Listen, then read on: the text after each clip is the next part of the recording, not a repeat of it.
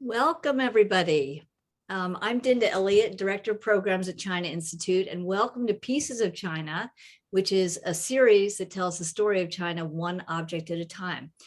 We are so thrilled. I am personally so thrilled to have Melinda Liu with us tonight. Melinda is one of the great foreign correspondents in the world and an amazing interpreter of Chinese culture and politics. Melinda has lived in Beijing for more than 2 decades, and first lived there in 1980 to 82 as the bureau chief for Newsweek Magazine. And the amazing thing is that Melinda has covered everything from the fall of the Gang of Four to the student movement of 1989 and China's emergence as a second world power. She's covered all of it. And Melinda also hired me at Newsweek in Hong Kong way back in the mid 80s. And so I owe Melinda an eternal debt. So Melinda, we're so thrilled to have you. Thank you for joining tonight. So Melinda, why did you choose the Imperial Kiln? And what is your connection to the place? Tell us about the Imperial Kilns. Well, this place has a very personal connection to me and my husband, Alan, because we didn't even know about it when, we started spending weekends at a little cottage just 1 hour outside of Beijing in the valley of the Ming Tombs. And lo and behold, there was this kiln and tile factory and showroom off to the side, and we just sort of gravitated towards it, and it turned out to be a fascinating place. At the time, they were making tiles there, they were selling tiles there, and they were shipping these tiles everywhere where imperial relics were being architecture was being renovated. And indeed, even then, at some point, private people started coming and buying, and people who wanted, like mini Forbidden City as their home, and they did a roaring business. And so that's how we came to know it. And it's also a little microcosm of the history of China in many ways, because of the traditional link to the imperial tiles, but also through the changes throughout the years. Right. So can't wait to hear more about the village and the kilns. So I know you've got these beautiful slides that you want to share. So maybe you want to, show us some of those, and we'll keep talking as we look at these beautiful images. I'll do that now. Okay, so fabulous. This actually was just, showing some of the products, the tiles themselves. Of course, everyone has seen these tiles. For everyone, they're very iconic, whether you realize it or not. When you see pictures of the Forbidden City, which for many is the symbol of China, they're everywhere there. But not just in Beijing, which is the interesting thing. They're everywhere where traditional Chinese architecture, and especially imperial architecture, is represented. So at the far west of China, way out there on the edge of the Gobi Desert, beyond which were dragons and barbarians and exile, there's a very evocative fortress at Jiayuguan, which is pretty much the western end of the Ming era Great Wall. And there you can see, again, these iconic roof tiles. Yes, the bottom looks like a fort, but the top looks sort of like a palace. Yeah. Would these roof tiles have come from factories or kilns all over the country, or did many of them come from your village? I think the village kiln yard is mainly for renovation projects around Beijing. It's a long way to go, and the conditions in other parts of China are probably more conducive because of less population and bigger space and whatnot. But aside from their kind of role in the iconic architecture of China, there's also whole universes in the physical shape and the stories of the tiles themselves. Okay, what do I mean by that?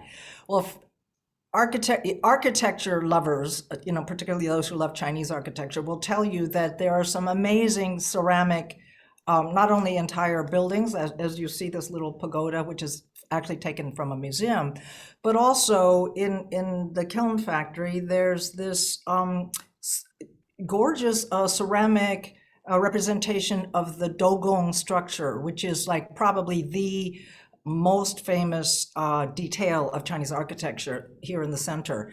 And it, it's all part of, the wood looks like that and the ceramic looks like that. And then of course you have an entire universe of animals, the most phantasmagorical beasts, and also some real beasts. I particularly think this little elephant is very charming, and it opens your eyes to the fact that Chinese conception of the kingdom of the universe of animals is very diverse.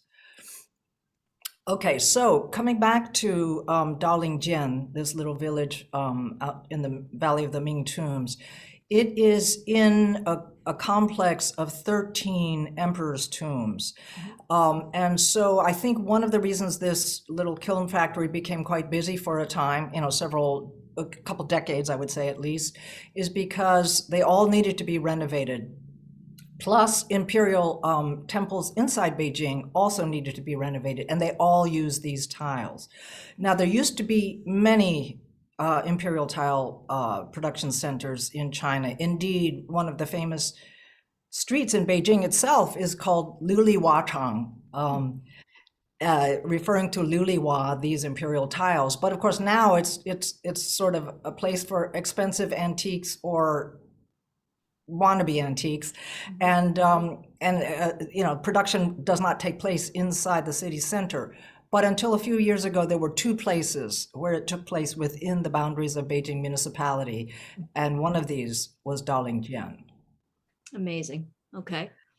Right. Okay. So to take you on a little virtual tour of this place, this is what the main entrance looks like. You have this is in Chongping district. It's about, like I say, just go straight north of the Forbidden City for an hour on the Badaling Expressway, and you're pretty much here. And as you can see, it's got some familiar structures there, but also it's a bit chaotic. And that's sort of why I love this place, because it, as the title suggests, it's a little bit like real China as well. I was just saying to someone today that China, if there's one thing, China is, it may have this sort of, strong government at the top, but on the streets, China is basically chaotic, and charmingly so. Right. Well, it's the scale, with that many people, 1 billion plus, someone's always doing something and wanting to do something that nobody is aware of until it's pretty much almost happening.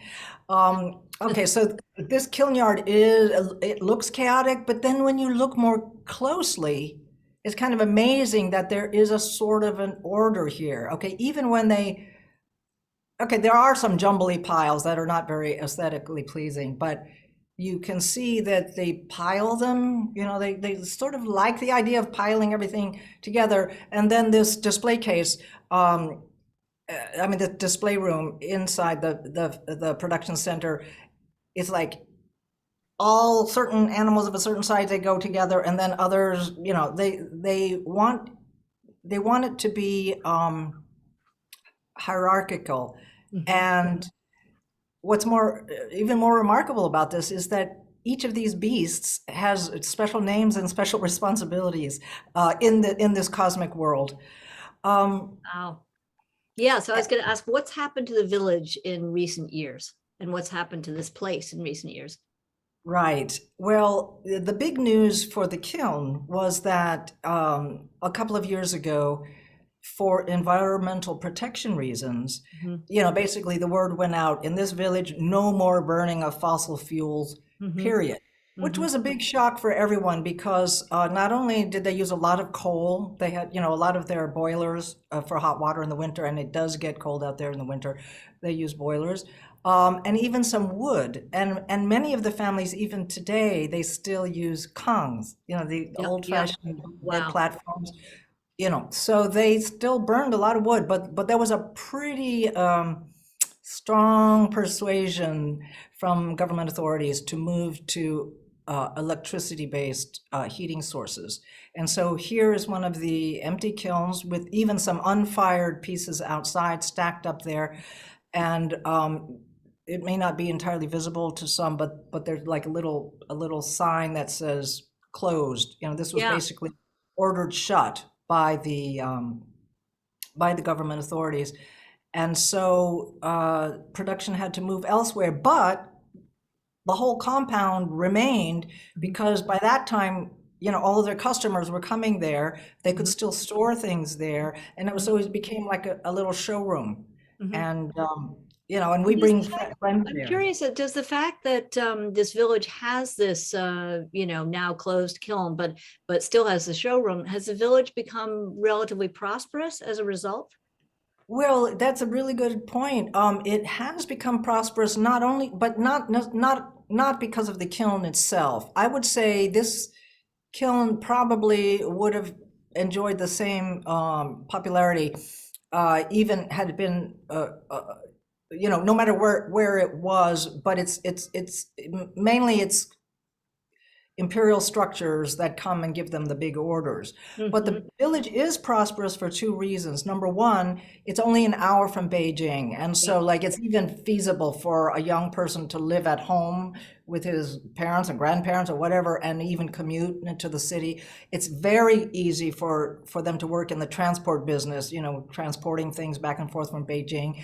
And this is a slight tangent, but at one point, about 5 years ago, the local government decided, okay, we're going to have 5 famous cuisines in Chongping district. And one of them is going to be made in Daolingjian, and one of them is going to be made in another village, They sort of, it was like centrally planned foodie centers. And Oh my God. so this village became the place to have a kind of a crepe, a rural Chinese quasi-crepe based banquet, a rural banquet. And it went from having no restaurants to having 5 of them, and they became very popular. They're actually really popular. In fact, to me, they're too popular because now outsiders come to the village and there are tour buses occasionally, and it changes the vibe of the place. But yeah, it's Interesting. done But well. yeah. So the people who come are mostly Beijingers. I assume it's not foreigners. Yes. Yeah. Yes, definitely Right. Beijingers. Yeah. Yeah. Interesting. Okay, so yeah, so time's rolling along. So let's keep moving through. There's lots more to Yeah. look at. And this just shows how commercialized things have become. Some of what you're seeing, of course, never shows up on an imperial temple or anything. These are just like I've even seen at one point a group from Mercedes came there, and sure enough, there are some roof tiles that have a round end to it, the Mercedes symbol. They had custom ordered a bunch of those things. Oh my God. And another sign of changing times is what we liked about this village is that there were also some wild tombs as well as the pretty secure emperor's tombs. What do I mean by wild tombs? These are kind of sub-emperor level graves, concubines, princes. In fact, there's one eunuch's tomb. And the lower down the imperial hierarchy you go, the more neglected the tombs became. So there are some tomb compounds where you can see the walls around the tomb. And occasionally, like this one, you can see a Ming Dynasty amazingly carved stone artifact. But it's just, it's surrounded by farmers' fields. Wow. And more recently, it's become targeted by tomb robbers. Apparently, they all come from Henan, I was Wait a told. minute, tomb robbers, really? So what? Well, how do they do it, and what are they stealing? Okay, well, like this altar table, there was one, not this one, but another one, and a group came from Henan 3 times with a gigantic truck Mhm. and tried to take the individual stone pieces, but without a crane, you can imagine it was rather difficult. They came back 3 times. Oh The my first time God. they came back, they actually broke some pieces and dislodged the top from the footing of the altar table, but they didn't get away with anything. Second time they came back and they broke more pieces, but then they came back with yet a bigger truck, and by this time the local authorities were ready for them and they caught them. And Wow. so that particular altar table was moved away and put in under lock and key. But there was also a scandal a couple of years ago where two large stone carved, they look like candelabra, but they're gigantic. I mean, they're massive. Were stolen out of the tomb of the last Ming emperor, whose tomb is like literally right in our village. Oh my God. And and it was a big scandal because apparently it was kind of kept hush hush for a while because people thought they could break the case and regain these candelabra, and then it all spilled out into the media. And after that, a lot more security went into the tombs themselves. You know, the emperor's tombs were surrounded by, you know, heavier fences and locks and things, and artifacts like this were being moved inside. Wow. Yeah. So, yeah, go ahead. So anyway, so for us, there's something bittersweet, but and also microcosmic about this. I mean, it's a little bit of China getting its regulatory and sort of conservation act together to protect what they know to be, you know, very, very valuable and very popular artifacts. But the net effect of it is also that some of the process of how these, you know, how these tiles were made, you know, what are they made for, what, you know, what are the symbols of them on them. Some of it is no longer very accessible to us, and I sort of regret that. Well, I'm really glad that we still have what we have in our village, which is Right. this production facility, which is going great guns. Uh-huh.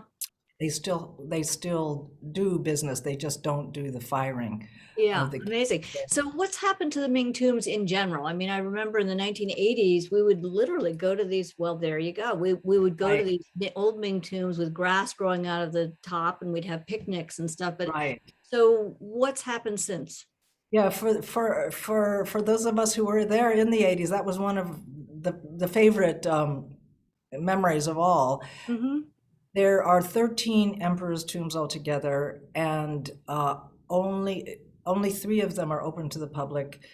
The other 10 are now very securely locked up. In some Wow. cases, they've even created, you used to be able to, they were surrounded by, in the front there would be fencing that you could see through. So you could still have a Yeah. picnic outside, but look in at this great Yeah. thing. But now, even that is, some of that fencing has been replaced by just corrugated So will they iron. be reopened as museum spaces, or what's the idea of just closing them entirely like that? I think there is a hope to do that, to open more, but there are 2 problems. One is simply from a conservation point of view. One of the tombs that is open to the public actually also allows the public to go down underground into the funerary chamber, which is interesting. I mean, it's a bit like going down into a deep bank vault, actually. Yeah. Yeah. Very cold, you know, very chilly, even in the summertime. But at least you can see what the underground burial chambers and so forth look like. If you weren't able to visit that, all you would see is a sort of a tumulus with what they call a soul tower or a spirit tower. It looks like a little palace on top. But the stories of what happened when they went into the burial chamber of Dingling suggest that there were treasures there that started, and very old artifacts that started deteriorating as soon as the outside air hit them. So mainly this would have been textiles. Apparently the colors of old God. robes and things that were down there just started fading immediately and then turning to dust, and were basically pretty destroyed. Of course, metallic objects and other objects would be easier to preserve, but I think a lot of textiles, maybe some of the wooden things, these are very fragile things, and they were also, this excavation was done during the Cultural Revolution, pretty much.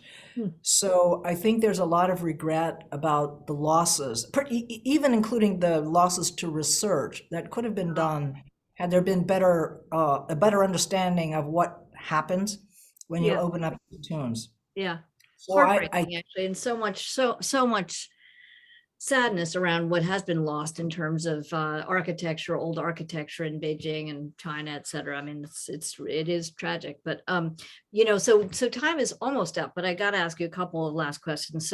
So you talked about the kind of hierarchy in the showroom, for example, and when the piling of the tiles and stuff, and yet also talked about kind of chaos. There's a jumble and chaos outside. So I'm wondering what that, is there anything to learn from that about China's system of governance and sort of the way Chinese society or culture views, hierarchy versus chaos?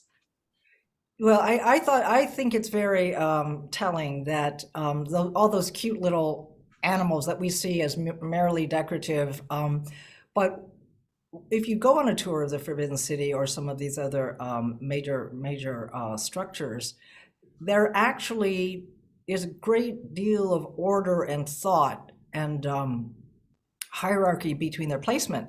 Okay, so each of those little animals has a job and it has a name, like okay, some of them are easy, like a heavenly horse, but one of my favorites is the wind and storm summoning fish.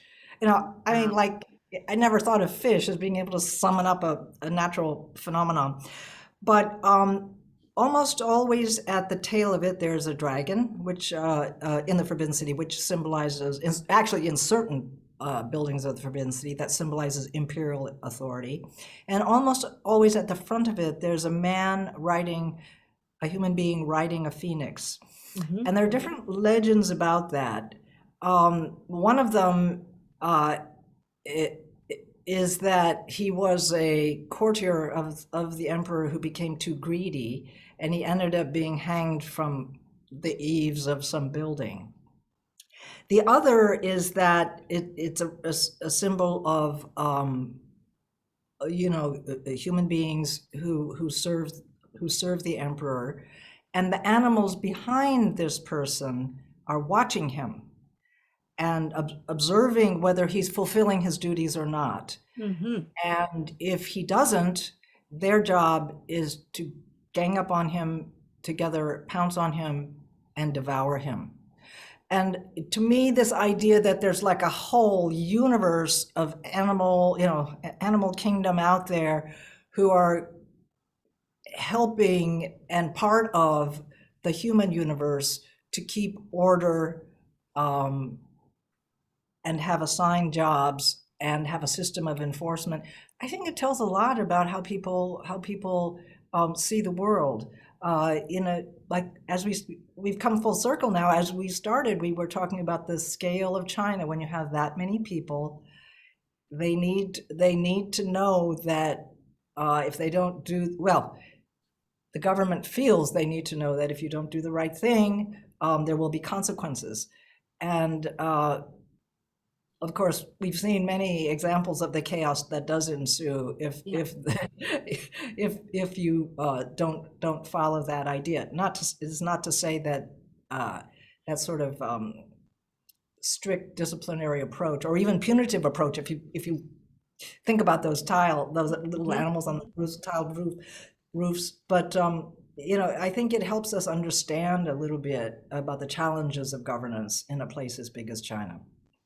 Fascinating. Oh, wow, Melinda. I mean, really, from Daolingjian and these wonderful ceramics to kind of, the meaning of Chinese culture is just amazing. So thank you so much for joining us tonight. That was just fantastic. And I want to thank also everyone who's tuned in tonight, and urge you to tune in next week. Melinda, this is a guy's probably an old friend of yours, but we're going to be showing Huang Tu-di. We're going to be showing Yellow Earth, and Chen Kai-ge, the director, is going to be joining us. So we're very excited about that. So we hope that you will join. It's actually it's the week after next. It is on September 22nd. So I hope you'll tune in for that, and tune into future Pieces of China. Melinda, thank you so much. You're just amazing. Thank you. And Thank you. we Sounds want, great. I'll definitely tune in. we want to get you back soon. Thank you. Bye-bye.